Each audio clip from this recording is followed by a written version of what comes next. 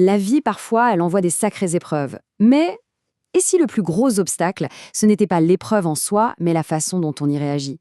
C'est ce qu'on va explorer aujourd'hui avec un outil psychologique super puissant, l'acceptation.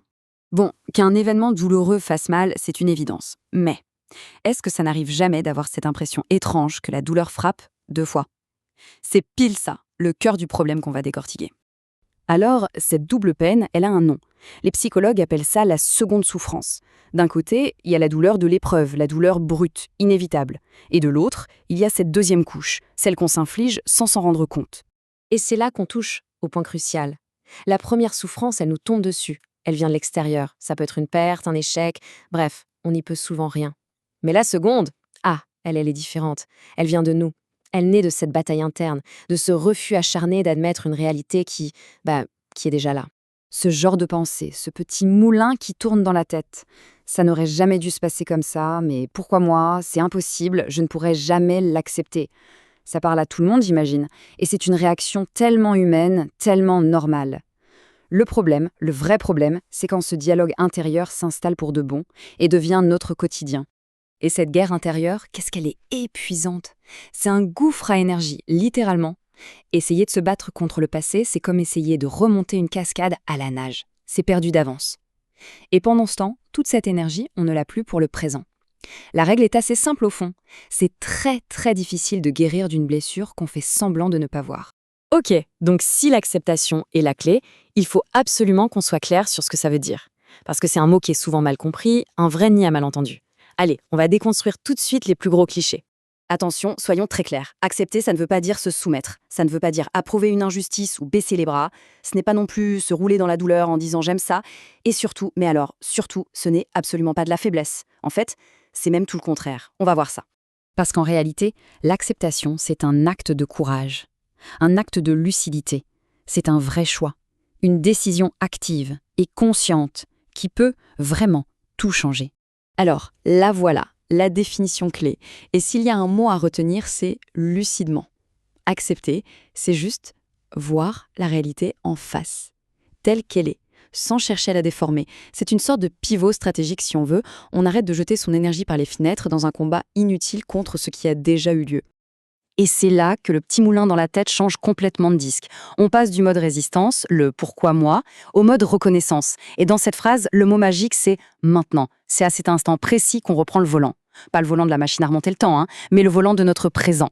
Le résultat, il est super concret. C'est presque une loi de la physique mentale. Toute cette énergie qu'on dépensait à lutter contre le passé, eh bien d'un coup, elle est libre. Libre pour faire quoi? Pour commencer à penser ses plaies, pour essayer de comprendre, pour se reconstruire. En gros, on réalloue nos ressources. On passe d'un combat stérile à un chantier productif. Bon, maintenant, attention. Il y a une nuance capitale à faire. C'est peut-être le point le plus important de tous. Ne jamais, mais alors jamais, confondre l'acceptation et la résignation. Ce sont deux mondes, deux attitudes complètement opposées. Regardons ça de plus près. La résignation, c'est un point final. C'est baisser les bras, dire « c'est foutu, il n'y a plus rien à faire ». L'acceptation, au contraire, c'est reconnaître la situation pour pouvoir agir. C'est dire « ok, le passé est ce qu'il est, mais je peux encore décider de ce que je fais maintenant ». La résignation ferme la porte, l'acceptation l'ouvre. Cette différence, elle est fondamentale. C'est vraiment ça qui fait de l'acceptation un tremplin pour aller de l'avant, et pas juste une façon de jeter l'éponge. Et pour que ce soit encore plus clair, prenons quelques exemples. Accepter une rupture, ce n'est pas dire que c'est bien.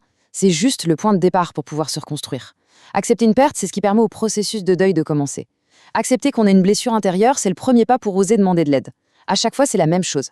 L'acceptation, ce n'est pas la fin de l'histoire, c'est le début du chapitre suivant. Donc, au final, si on devait retenir une image, ce serait celle-là. L'acceptation, c'est une porte. Ce n'est pas la pièce où on veut arriver, non. C'est juste la porte qu'il faut absolument franchir pour que le chemin de la guérison puisse même commencer. Et une fois qu'on a poussé cette porte, qu'est-ce qui se passe? Eh bien, le chemin se dévoile. D'abord, on accède à la lucidité. On voit enfin les choses clairement. Ensuite, ça rend possible le vrai travail sur soi, pour comprendre, pour digérer. Ce travail, il permet de se dépasser, d'aller au-delà de la douleur. Et c'est tout ce processus qui mène à la guérison. Et soyons honnêtes, guérir ne veut pas dire qu'on va tout oublier, tout effacer. On ne guérit peut-être pas de tout, pas complètement, mais on peut guérir différemment. La guérison, parfois, ce n'est pas de faire disparaître la cicatrice, c'est d'apprendre à vivre avec, de l'intégrer à son histoire, de lui donner un nouveau sens. C'est une transformation, ce n'est pas un retour en arrière. Ce qui nous amène à la question finale. Si l'acceptation, c'est la porte, alors quel est le premier pas qu'on fait juste après l'avoir franchi? C'est une bonne question pour continuer la réflexion, parce que c'est là que le vrai voyage commence.